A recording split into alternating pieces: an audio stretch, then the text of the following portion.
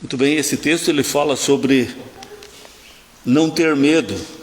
Não ter medo, que eu tenho uma boa nova de grande alegria. É que nasceu na cidade de Davi o Salvador, que é Cristo Senhor. É uma alegria para todo o povo, porque não precisa mais ser escravo do pecado, porque o Messias, que esmagaria a cabeça da serpente lá de Gênesis 3,15, está se cumprindo, e era a palavra do anjo que estava se cumprindo naqueles dias, a promessa de Gênesis 3,15. O Cristo, o Messias, aquele que esmagaria a cabeça da serpente, estava nascendo, estava vindo, nos tirando das trevas, nos levando para a luz. A primeira palavra que o anjo diz é: não temais. Eu entendo assim que toda vez que alguém tinha alguma visão de um anjo, então ficava com medo, porque era algo muito sobrenatural, muito diferente, muito grande, chegava a ser aterrador. Então as pessoas tinham medo. E todas as vezes que a gente vê aqui o anjo chegando para falar com Zacarias, para falar com Maria, para falar com José, para falar com os pastores, eles falam: não temais, porque acho que a primeira coisa que vem é o medo. Nesses dias de dezembro nós ficamos para estudar isso aqui, todo ele, o tema desse cada dia é o medo. E eu acredito que foi muito importante por causa da pandemia. Eu percebi muita gente da igreja com medo. A gente precisa ter cuidado da pandemia, mas o medo não é bom. O medo não é saudável, não ajuda a imunidade do corpo. Ficar enclausurado dentro das casas não é bom. Estar no sol, estar ao relento, faz muito bem à saúde de todo mundo. Então tem certas coisas que a sociedade pregou que não faz bem para a nossa saúde, não faz bem para a alma humana. Então revelou muito medo. E eu queria meditar um pouquinho sobre essa questão do medo. Eu lembro, quando eu era criança, que eu estava lá no quarto escuro, eu via uma jaqueta na parede, e aquilo se tornava um monstro para mim. E eu chorava de medo daquilo, tinha muito medo no escuro. E eu lembro assim que meu pai vinha e fazia uma oração, e aquele medo ia embora, desaparecia. É como muitos aqui falam assim, é tirado com a mão. Era exatamente isso que acontecia. O medo, ele traz tormento. O apóstolo João fala sobre isso. E o perfeito amor lança fora todo medo. No medo, a gente percebe assim que a presa, quando ela fica com muito medo, ela trava. E aí ela se torna mais vulnerável ao predador. E eu vi que nessa pandemia muitos de nós se tornaram bem vulneráveis ao predador, por causa da própria televisão, por causa das notícias, notícia ruim o tempo todo, não consegue desligar a televisão. Muitos conseguiram desligar a televisão. Eu sei de muitas famílias que não ligaram mais a televisão, porque fazia e faz muito mal. Nós temos predadores contra o nosso corpo, contra a nossa alma, constantemente. E eu acho incrível que as pessoas não estão percebendo isso.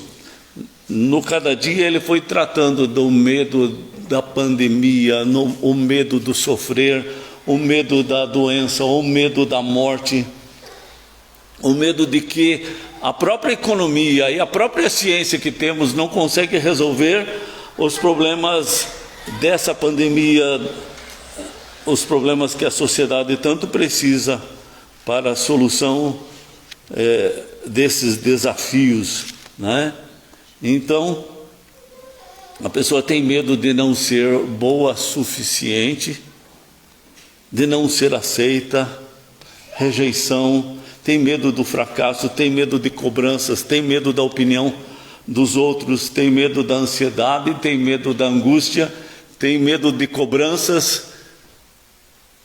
E sempre fica essa cobrança no seu coração quando alguém coloca contra a parede, dá medo de certas responsabilidades. E muitas vezes esses medos vêm como tremores, vêm como boca seca e outros problemas de saúde que vêm através desses medos. Em Isaías 41, verso 10, ele fala assim: não temas, porque eu sou contigo. Não te assombres, porque eu sou o teu Deus. Eu te fortaleço, eu te ajudo, eu te sustento com a minha destra fiel. Então, se a gente conhecesse esses textos, se a gente realmente confiasse em Deus, não precisaríamos ter medo. Medo da mágoa.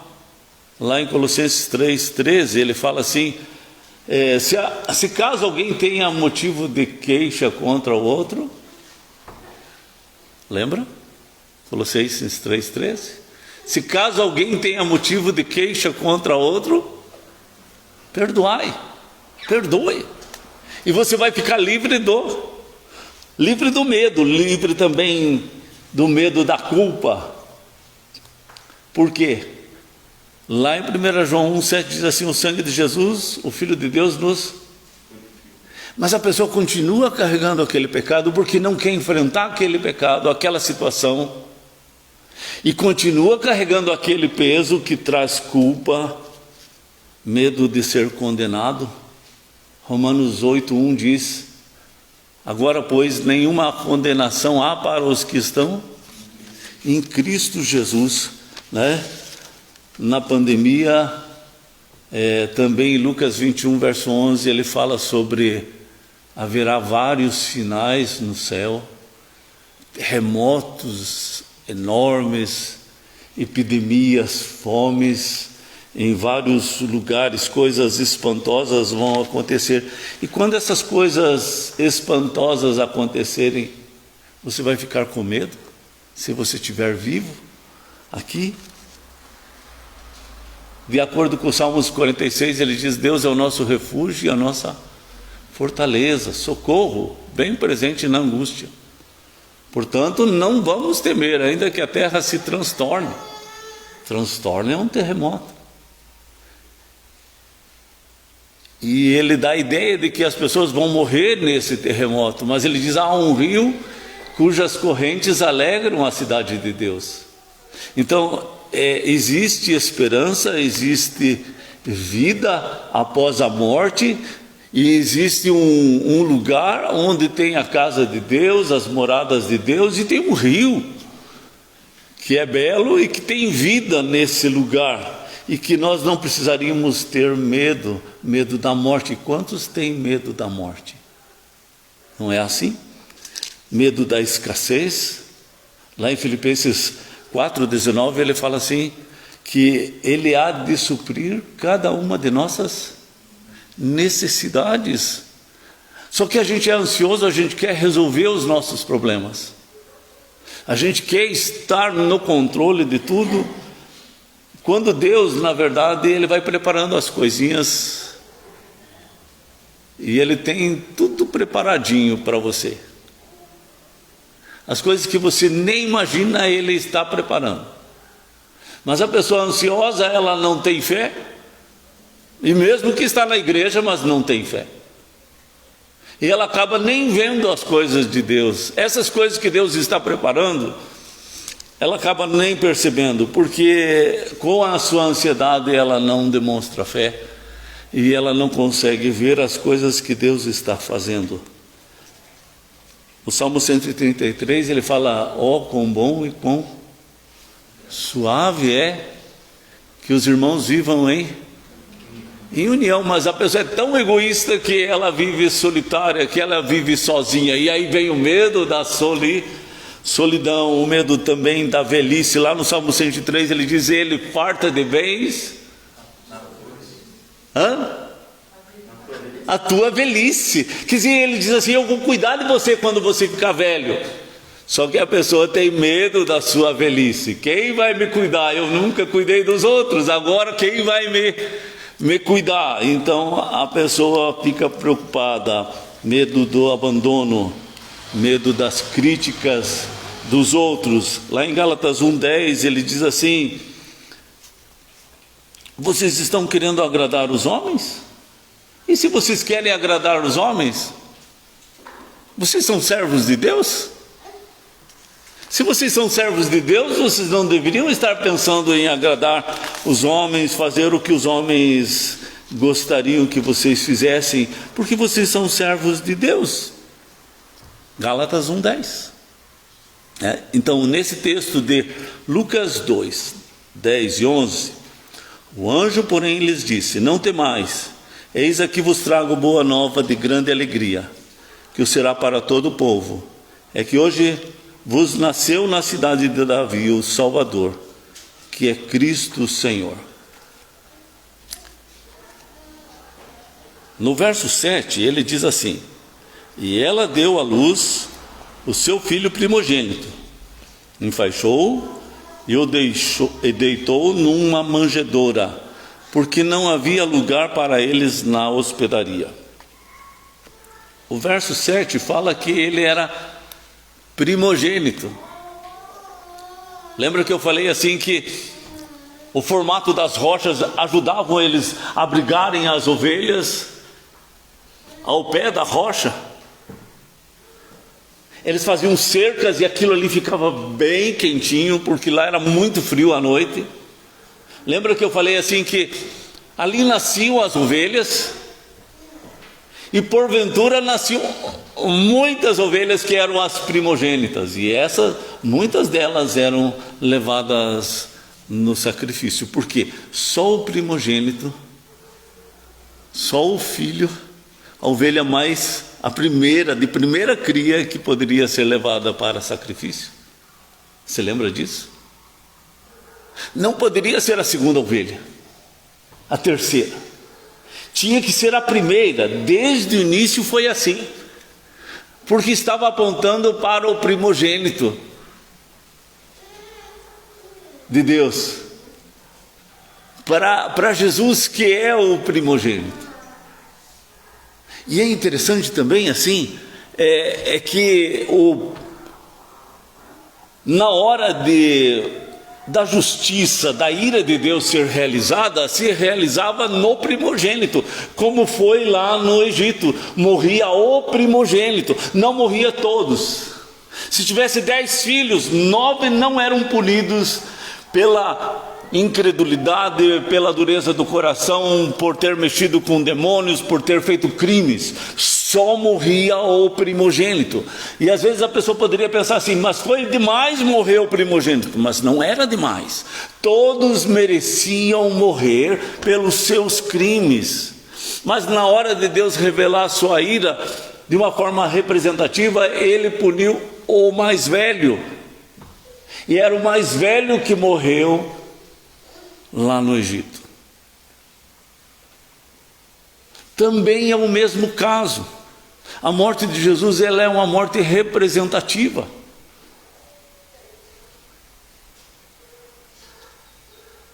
Porque com a morte de Jesus ele paga a nossa conta.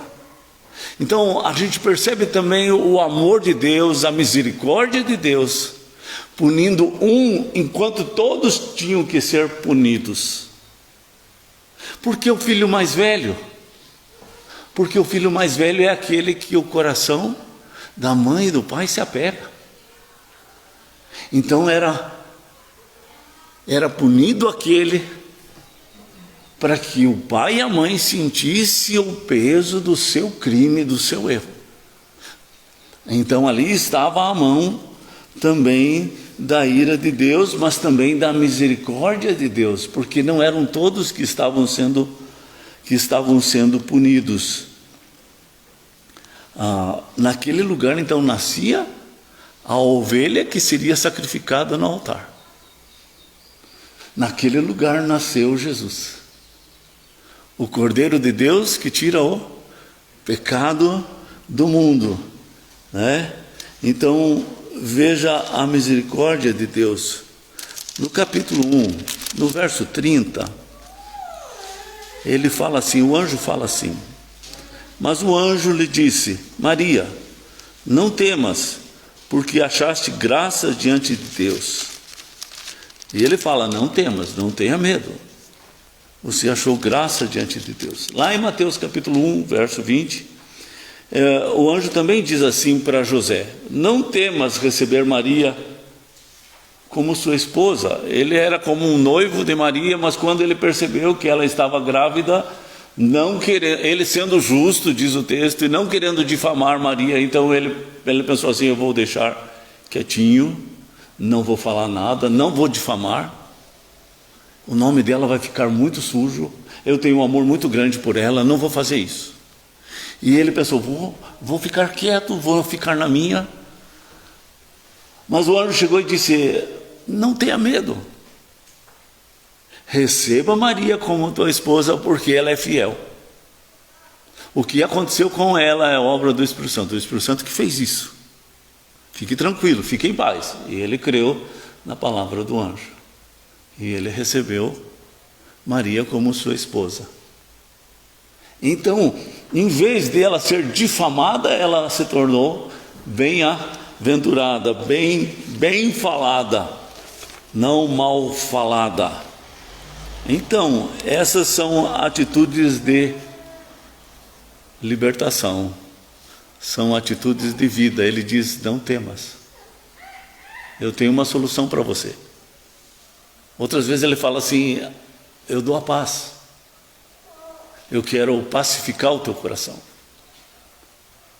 De certa forma, em tudo isso que a gente tem estudado, desde domingo passado, e outras vezes, o mundo está em trevas, o mundo está na escuridão, o mundo inteiro jaz no maligno. Nas trevas vem o quê? Vem o medo. As trevas mostram que o caminho é incerto e que você pode estar pisando num lugar errado, em qualquer momento você pode cair. As trevas trazem medo. E as pessoas estão escravas das trevas, escravas das suas iras, escravas dos seus ciúmes, das suas invejas, das suas malícias, dos seus complexos, escravas das suas mentiras. As pessoas estão nas trevas. E todo o que comete pecado é escravo do pecado, Jesus fala em João 8. Isso é trevas. E Deus te chamou para você ser luz no meio das trevas. Deus não te chamou para você continuar nas trevas. Deus te chamou para você ser luz no meio das trevas. Deus veio, enviou o seu Filho como luz no meio das trevas. Então, primeiro, todo mundo está nas trevas, o mundo inteiro jaz no maligno, mas Deus enviou o seu Filho como luz para esse mundo. Mas a palavra de Deus diz assim que a luz ofende as trevas. A luz ofende aquele que está nas trevas. É como se você está no escuro e vem uma luz contra os teus olhos, isso ofusca, dói a vista. Então a luz também tem um efeito colateral de machucar a vista de quem está nas trevas. Quando o povo de Israel foi chamado para estar no Monte Sinai, porque Deus ia falar, eu penso assim que todo mundo estava muito animado de ouvir Deus, já que Moisés ia e falava com Deus o tempo todo. Então que maravilha, agora nós todos vamos poder falar com Deus. E era um sonho, eu acredito assim que todos estavam vibrando, emocionados, assim com muita vontade de ir aonde Deus estava. E eles foram convocados para estar lá no Monte Sinai, e eles foram para lá. Eles fizeram toda a preparação, todos os preparativos possíveis para estar lá, com muito zelo e muito cuidado eles estavam lá. Só que o que aconteceu lá é que a glória de Deus era muito grande, a luz de Deus era muito grande, a santidade de Deus era muito grande. Quando eles chegaram, eles começaram a ficar apavorados com a glória de Deus, e eles começaram a enxergar a malícia do coração, eles começaram a enxergar a mentira do coração. Quando a gente fica no escuro da casa, quando a gente fica longe de Deus, nas trevas, a gente não consegue enxergar o próprio pecado. E parece que está tudo bem, a gente não sente o mau cheiro do pecado, porque a gente já acostumou com o mau cheiro. O problema é que quando você se aproxima de Deus, Ele vai revelar quem você é. Ele vai revelar os males do teu coração. Por isso que muitos não se aproximam de Deus. Lá em João 3, verso 20, ele diz assim, que o que pratica o mal aborrece a luz e não se aproxima da luz, para que suas obras não sejam arguidas pela luz, não sejam reveladas, não sejam chamadas a atenção. Por isso tantas pessoas não se aproximam da luz, porque não querem essa cobrança da luz, não querem ser julgados pela luz, não querem que o dedo de Deus aponte para os seus pecados. Primeiro, o mundo inteiro jaz no maligno. Em segundo lugar, Deus enviou o seu Filho como luz para esse mundo, mas muitos ainda não o receberam. Mas a palavra de Deus diz assim: aqueles que o receberam, deu-lhes o poder de se tornarem filhos de Deus. Então, Deus providenciou, em terceiro lugar, um caminho pelo qual a gente pode ter paz. A gente não precisa ter medo. O perfeito amor lança fora todo medo. Então a pessoa que começa a ter relacionamento com Jesus tem o relacionamento com o perfeito amor. O perfeito amor não é o amor de amigo, não é o amor do casamento, não é o amor do dinheiro, não é o amor desse mundo. O perfeito amor é o amor de Jesus. E ele dissipa todo o medo. No medo há tormento, mas no amor de Jesus não existe tormento. Por isso, numa pandemia, não há razão de ficarmos com medo. Podemos ser prudentes, podemos nos cuidar, mas o medo vai sempre causar males para nós. Então, Deus providenciou que através do sangue de Jesus derramado na cruz, a morte de um justo viesse no nosso lugar do injusto. Em vez de eu morrer e ir para o inferno, Jesus morre, vai para o inferno no nosso lugar e sai de lá em nosso lugar. Deus providenciou um meio de graça. O Salmos 32 diz: bem-aventurado aquele cuja iniquidade é perdoada, cujo pecado é coberto. Bem-aventurado o homem a quem o Senhor não atribui iniquidade, em cujo espírito não há dolo, em cujo espírito não há malícia, em cujo espírito não há maldade. Só o sangue de Jesus pode fazer isso conosco, porque a gente é muito confuso. A nossa mente tem labirintos, encruzilhadas, becos sem saída. Vem o medo, vem o tormento.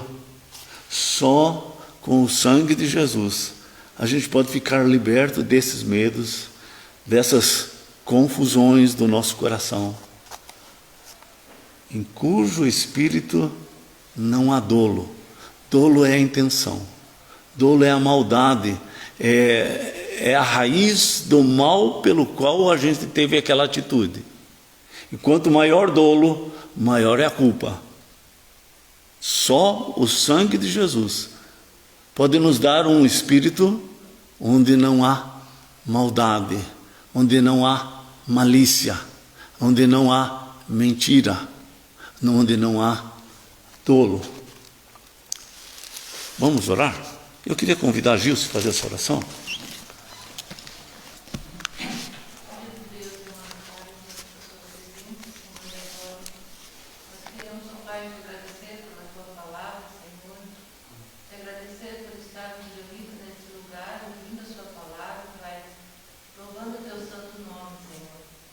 Agradecemos também por esse ano, Senhor, que está terminando, porque o Senhor nos edificou, Senhor, a tua obra continua na nossa vida,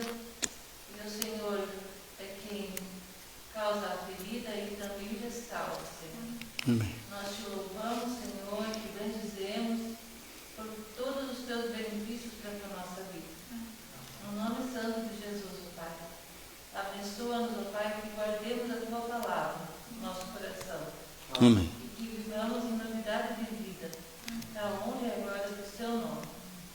Eu oro e te agradeço, Pai, no nome de Jesus. Amém. Amém. Deus abençoe a todos.